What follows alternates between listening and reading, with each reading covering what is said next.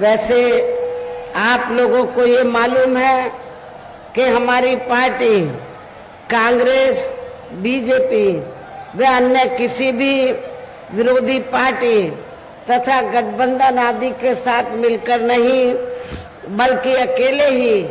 अपनी पार्टी के बलबूते पर पूरी तैयारी व दमदारी के साथ ये चुनाव लड़ रही है। इसके साथ ही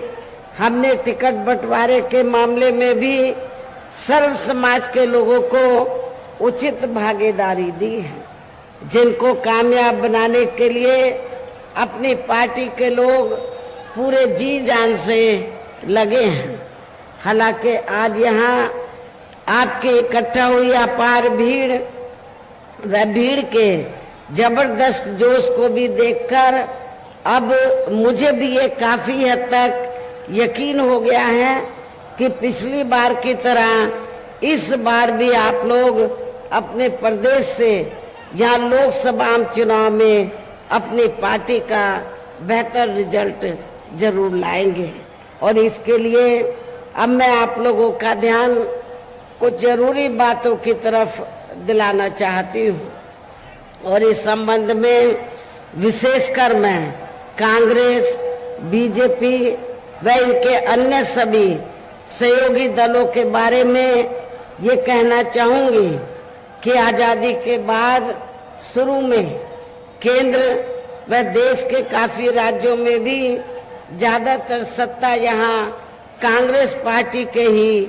हाथों में केंद्रित रही है, किंतु इनकी अधिकांश मामलों में रही गलत नीतियों एवं गलत कार्य प्रणाली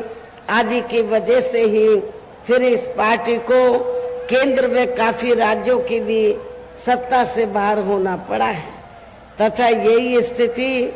इनकी सहयोगी पार्टियों की भी बनी रही है,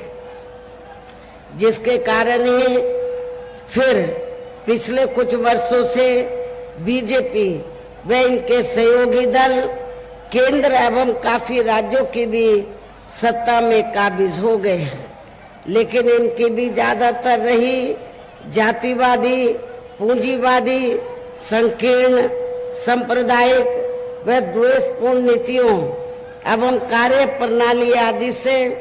तथा इनकी कथनी व करनी में भी काफी अंतर होने की वजह से अब ऐसा लगता है कि इस बार ये पार्टी भी यानी कि भारतीय जनता पार्टी भी केंद्र की सत्ता में आसानी से वापस आने वाली नहीं है, बशर्ते यदि ये चुनाव इस बार फ्री एंड फेयर होता है तथा आम चर्चा के मुताबिक वोटिंग मशीनों में भी कोई गड़बड़ी आदि नहीं की जाती है। और वैसे भी इस बार चुनाव में इनकी कोई भी पुरानी एवं नई चल रही नाटकबाजी, जुमलेबाजी व गारंटी आदि काम में आने वाली नहीं है, क्योंकि अब देश की जनता काफी हद तक इस बात को समझ चुकी है कि इनकी पार्टी ने अब तक देश के विशेषकर गरीबों, कमजोर तबकों, मध्यम वर्गीय एवं अन्य मेहनतकश लोगों को जो इन्हें अच्छे दिन दिखाने के असंख्य प्रलोभन भरे वायदे किए हैं तथा अनेकों हवाई व कागजी गारंटी भी दी है, तो उनका जमीनी हकीकत में अभी तक इन्होंने लगभग 1/4 हिस्सा भी कार्य पूरा नहीं किया है, बल्कि इसके स्थान पर इनका ज्यादातर समय व ताकत भी यह इनके अपने चहेते रहे बड़े बड़े पूंजीपतियों एवं धन्ना सेठों को ही ज्यादा से ज्यादा माला माल व धनवान आदि बनाने में तथा इन्हें हर स्तर पर छूट देने में व बचाने में ही लगी रही है, जिनके अधिकांश आर्थिक सहयोग से ही ये पार्टी व अन्य पार्टियां भी अपना संगठन चलाती हैं तथा चुनाव आदि भी लड़ाती हैं, जिसका काफी कुछ खुलासा बॉन्ड की आई रिपोर्ट से भी हो जाता है। इस संदर्भ में वैसे आप लोगों को ये मालूम है कि अभी कुछ दिन पहले माननीय सुप्रीम कोर्ट ने बॉन्ड की जो रिपोर्ट है तो इसको उजागर किया, और उजागर होने के बाद आप लोगों को ये मालूम हो गया कि देश में बीएसपी को छोड़कर जितनी भी राजनीतिक पार्टियां हैं, सभी राजनीतिक पार्टियों ने, कांग्रेस, बीजेपी व अन्य सभी राजनीतिक पार्टियों ने बीएसपी को छोड़कर तो ज्यादातर बड़े बड़े धन्ना सेठ और पूंजीपतियों से बॉन्ड के जरिए पैसा लिया है, और उस पैसे से ये अपना संगठन चलाती है और चुनाव में पैसा पानी की तरह बहाती है। लेकिन जब ये रिपोर्ट आई तो आपको ये मालूम हो जाना चाहिए कि उस रिपोर्ट में बहुजन समाज पार्टी का कहीं पर भी ये जिक्र नहीं था कि बीएसपी ने किसी बड़े पूंजीपति या छोटे पूंजीपति से एक भी रुपया लिया। तो इसलिए यहाँ मैं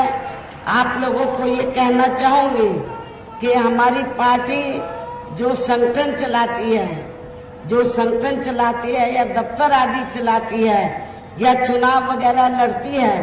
तो हमारी पार्टी दूसरी पार्टियों की तरह बड़े बड़े पूंजीपतियों व धन्ना सेठों से पैसा लेकर ये सब कार्य नहीं करती है, बल्कि अपनी पार्टी के ही कार्यकर्ताओं से, अपनी पार्टी के ही सभी छोटे बड़े कार्यकर्ताओं से थोड़ा थोड़ा धन इकट्ठा करके मेंबरशिप के जरिए, मेरे जन्मदिन के मौके पर भी और चुनाव में भी लोगों से थोड़ा थोड़ा धन इकट्ठा करके हम संगठन को चलाते हैं और चुनाव आदि भी लड़ाते हैं। लेकिन दूसरी पार्टियों की तरह हम लोग बड़े बड़े पूंजीपतियों और धन्ना सेठों से कोई पैसा नहीं लेते हैं। इसके साथ ही अब ऐसा लगता है कि कांग्रेस पार्टी की तरह ही बीजेपी ने भी, यहाँ मैं ये भी बताना चाहती हूँ, जब जांच एजेंसियों की बात आती है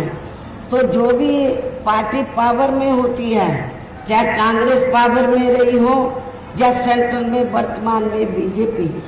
ये सारी की सारी पार्टियां तो जो सरकारी जांच एजेंसियां हैं तो इनका इन्होंने राजनीतिकरण ही कर दिया है।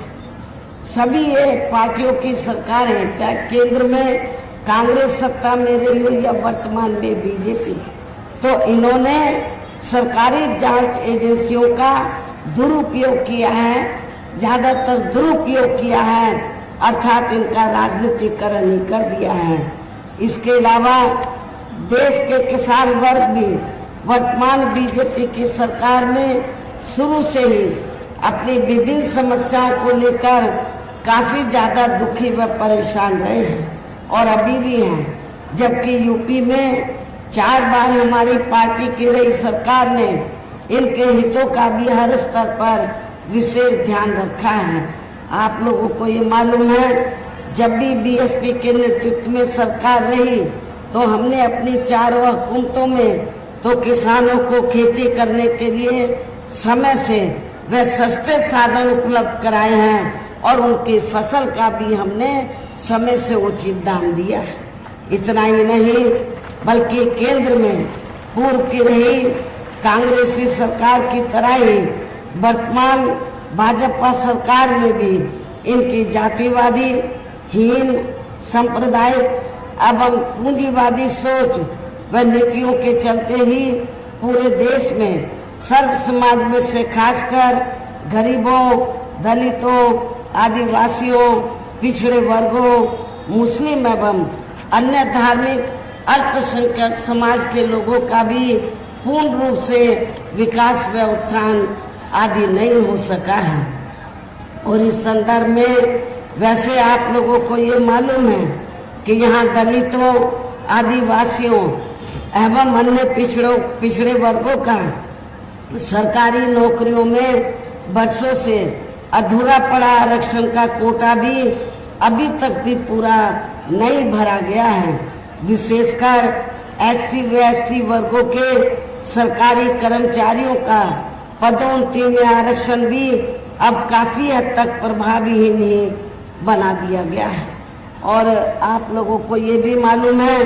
कि जब यूपी में समाजवादी पार्टी की सरकार थी तो श्री अखिलेश यादव ने तो पूरे यूपी में एससी व एसटी वर्गों के सरकारी कर्मचारियों का पदोन्नति में आरक्षण ही बिल्कुल खत्म कर दिया था। और जब इसको प्रभावशाली बनाने के लिए हमारी पार्टी पार्लियामेंट में संशोधन बिल लाई, उस समय कांग्रेस पावर में थी और बीजेपी अपोजिशन में थी। दोनों पार्टियां अंदर मिल गई, अंदर मिलकर तो सपा को आगे करके तो इन्होंने इस विधेयक को, संशोधन विधेयक को पास नहीं होने दिया। लेकिन आज जब चुनाव हो रहा है तो ये सभी पार्टियां,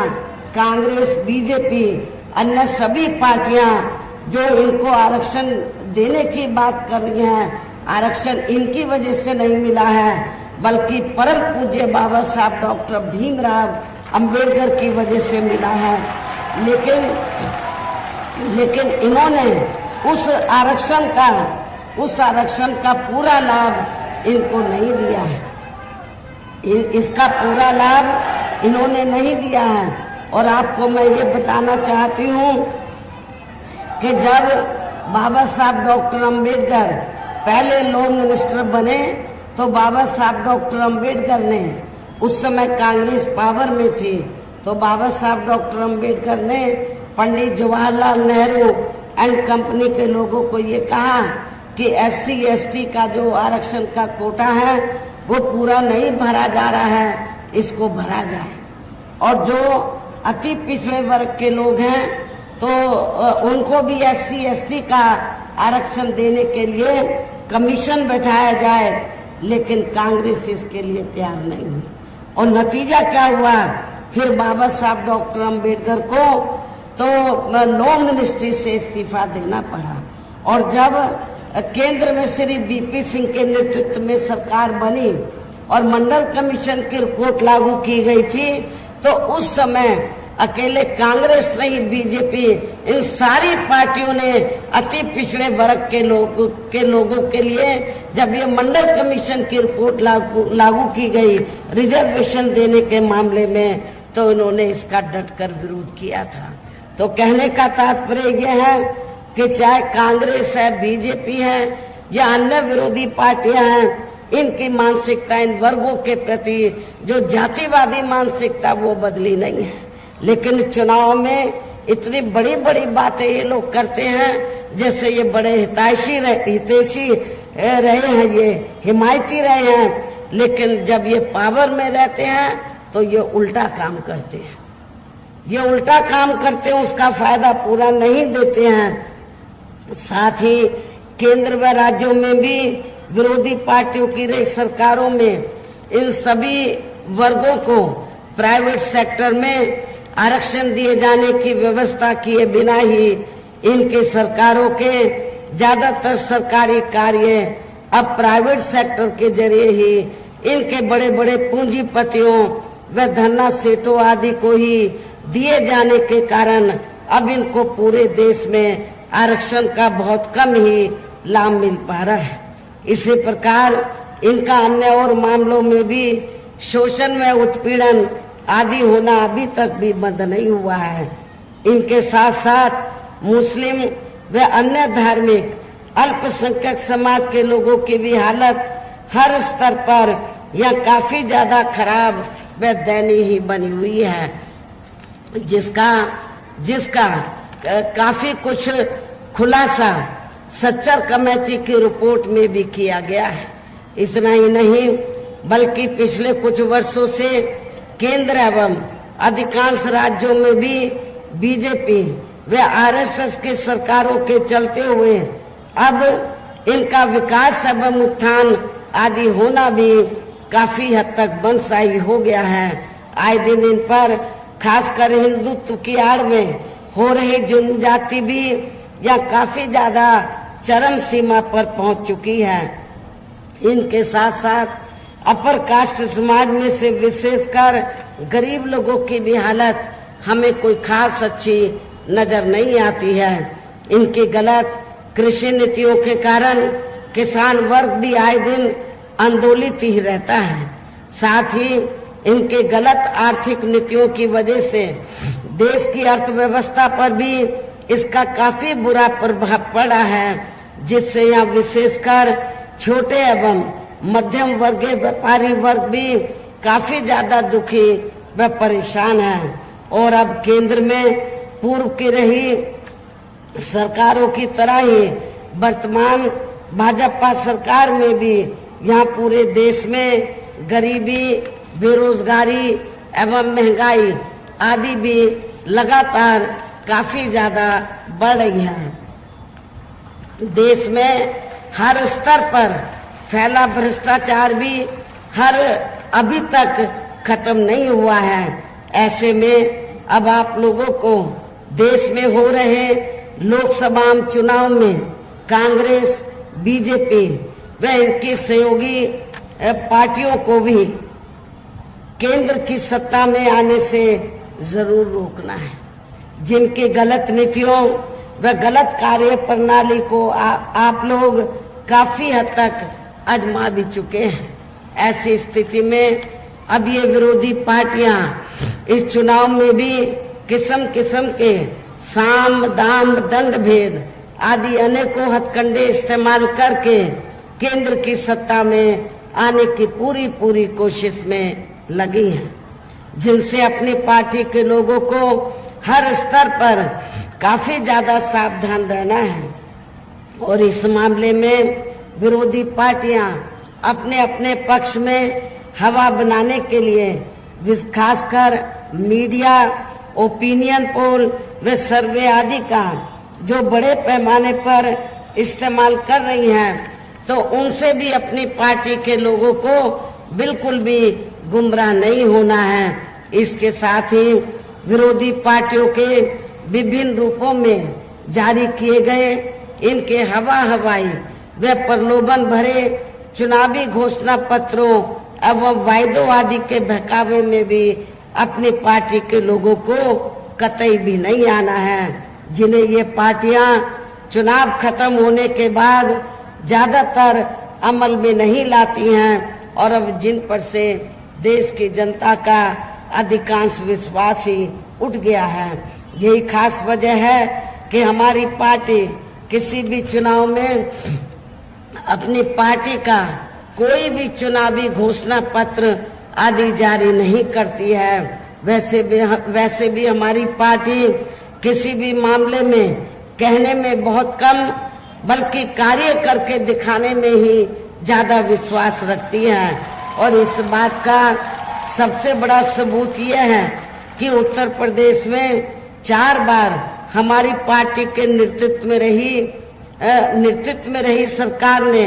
चुनाव में अपनी पार्टी के बिना कोई जारी किए गए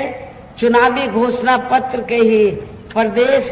व आम जनहित में काफी कुछ ऐतिहासिक कार्य करके दिखाए हैं, जिनके अब देश में अधिकांश पार्टियों की सरकारें काफी नकल भी कर रही हैं। जबकि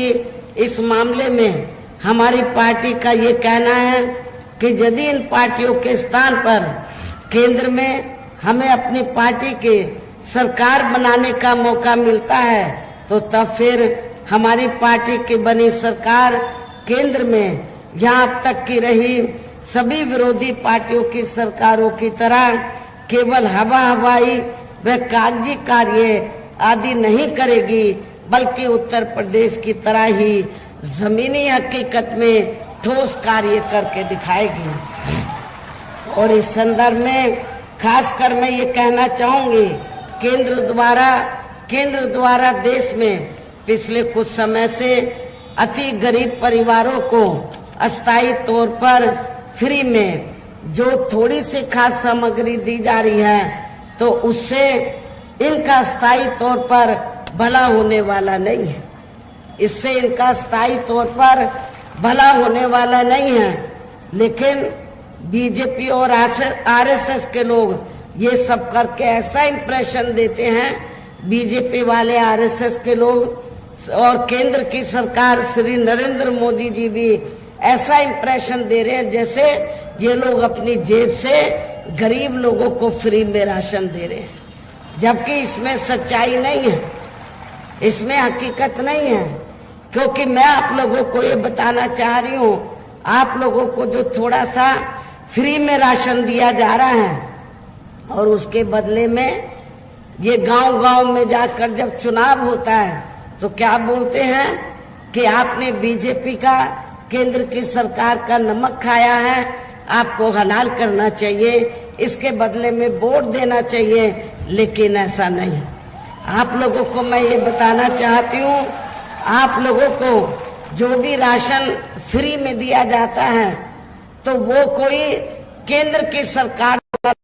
अब फ्री में नहीं, वो अपनी जेब से नहीं, बीजेपी वाले आरएसएस के लोग अपनी जेब से नहीं, बल्कि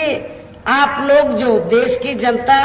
जो टैक्स देती है, उस टैक्स से जो पैसा आता है उसी पैसे से आप लोगों को फ्री में ये राशन दिया जाता है। तो ये कोई बीजेपी और आरएसएस की मेहरबानी नहीं है। तो आपने अपना नमक खाया है, बीजेपी और आरएसएस का नमक नहीं खाया है। इसलिए आप लोगों को इनके बहकावे में नहीं आना है, बल्कि अपना एक एक वोट आप लोगों को इनके अपनी पार्टी को ही देना है। और वैसे भी जो गरीब लोगों की ये जटिल समस्या है,